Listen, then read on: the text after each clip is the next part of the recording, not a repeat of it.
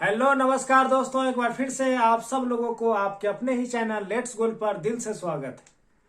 तो दोस्तों आज एक छोटा सा टॉपिक लेकर आया हूँ। जीके का पार्ट है जो पेपर सीटेट पेपर 2 या स्टेट के लिए अति महत्वपूर्ण टॉपिक है। छोटा है लेकिन अच्छा टॉपिक है।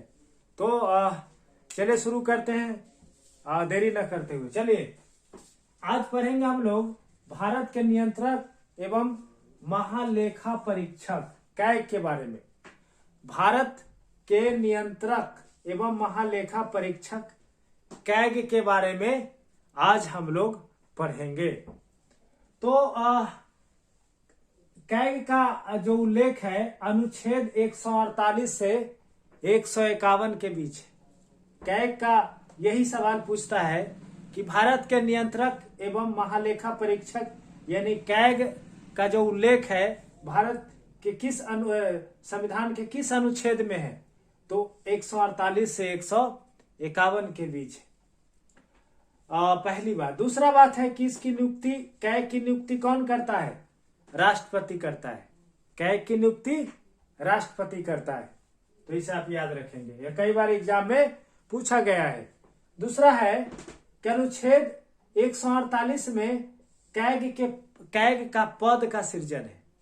पूछे गए सीधे सीधे सवाल पूछता है कि कैग के पद, कैग यानी नियंत्रक एवं महालेखा परीक्षक का पद का सृजन किस अनुच्छेद में किया गया है?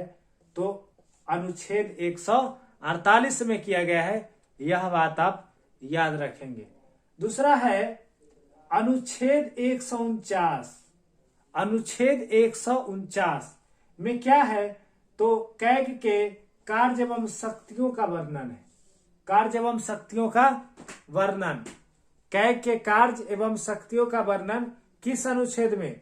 तो अनुच्छेद नंबर 149। तो याद रखेंगे 149, इसे आप याद रखेंगे। नेक्स्ट है कि कैग का काम क्या होता है? कैग क्या करता है? तो कैग जो है धन का लेखा जोखा रखता है।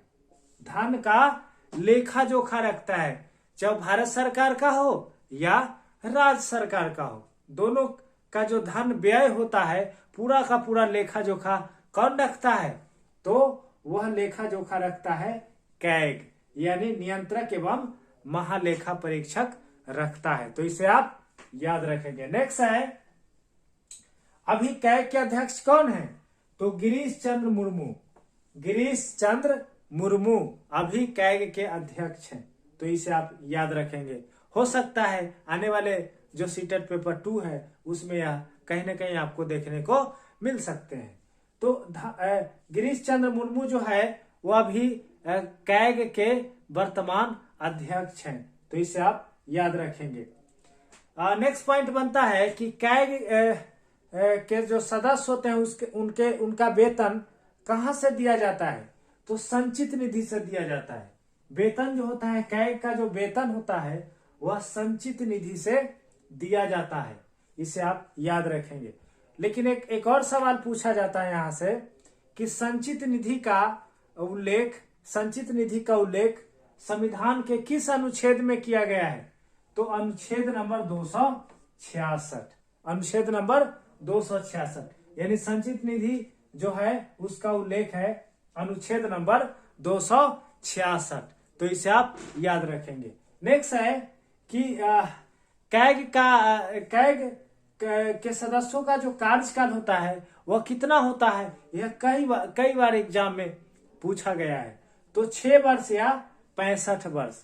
6 वर्ष या 65 वर्ष जो भी पहले होगा उसके अनुरूप। जैसे मान लीजिए कि 50 कोई व्यक्ति कैग के सदस्य जो व्यक्ति है जो उनका उम्र अगर 50 साल है तो अगर वो 6 साल वो 6 साल नियम से करना है तो इनका 56 साल में क्या हो जाएंगे?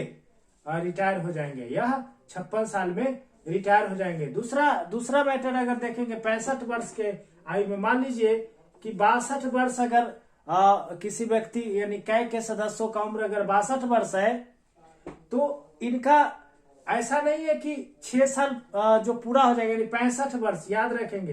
तो 6 साल यानी 6 जोड़ेंगे तो 68। तो ऐसा नहीं है, यह जो होंगे यह 65 वर्ष ही करेंगे, यानी 3 साल पहले ही रिटायर हो जाएंगे। यहाँ ये पूरा फुलफिल नहीं होगा। तो 6 वर्ष या 65 वर्ष से 6 वर्ष या 65 वर्ष कैग के सदस्यों का कार्यकाल होता है, यह आप याद रखेंगे। नेक्स्ट है, यह आप याद रखेंगे। नेक्स्ट टॉपिक बनता है कि यह बहुत इंपॉर्टेंट है, कहीं ना कहीं यह आपको देखने को मिल सकते हैं। वन जीव संरक्षण अधिनियम कब आया? 1972 में। वन जीव संरक्षण अधिनियम 1972। वन जीव संरक्षण अधिनियम 1972। वन संरक्षण अधिनियम 1980, यह याद रखेंगे। नेक्स्ट है, शिक्षा का अधिकार अधिनियम कब आया? 2009 में आया। और नेक्स्ट है, सूचना का अधिकार अधिनियम 2005 में आया। नेक्स्ट है, जैव विविधता अधिनियम 2002 में आया। इसे आप याद रखेंगे। तो एक बार फिर से रिकॉल कर लेते हैं। कैग का उल्लेख अनुच्छेद 148 से 151 के बीच है, तो इसे आप याद रखेंगे। इसकी नियुक्ति राष्ट्रपति करता है, और अगर पद को त्यागना चाहे तो वह राष्ट्रपति के समक्ष ही त्याग पत्र देता है कैग के सदस्य। इसे आप याद रखेंगे। अनुच्छेद 148 में कैग के पद का सृजन है। नेक्स्ट है, अनुच्छेद 149 में कार्य एवं शक्तियों का वर्णन है। इसे आप याद रखेंगे। नेक्स्ट है, कैग का काम होता है धन का लेखा जोखा रखता है। अभी कैग के अध्यक्ष है गिरीश चंद्र मुर्मू, तो इसे आप याद रखेंगे। कैग के सदस्यों का वेतन संचित निधि से दिया जाता है, और संचित निधि का उल्लेख है अनुच्छेद 266। इसे आप याद रखेंगे। कैग के सदस्यों का कार्यकाल होता है 6 वर्ष या 65 वर्ष, जो भी पहले होगा उसके अनुरूप 6 वर्ष या 65 वर्ष इनका। वन जीव संरक्षण अधिनियम 1972, इसे याद रखेंगे। नेक्स्ट है, वन संरक्षण अधिनियम 1980, इसे भी याद रखेंगे। शिक्षा का अधिकार अधिनियम 2009, इसे भी याद रखेंगे। सूचना का अधिकार अधिनियम 2005 में आया, इसे भी याद रखेंगे। जैव विविधता अधिनियम 2002 में आया। तो आज एक छोटा सा टॉपिक रहा, इसको कई बार अगर देखेंगे तो आपको जरूर अच्छा लगना चाहिए। So thank you.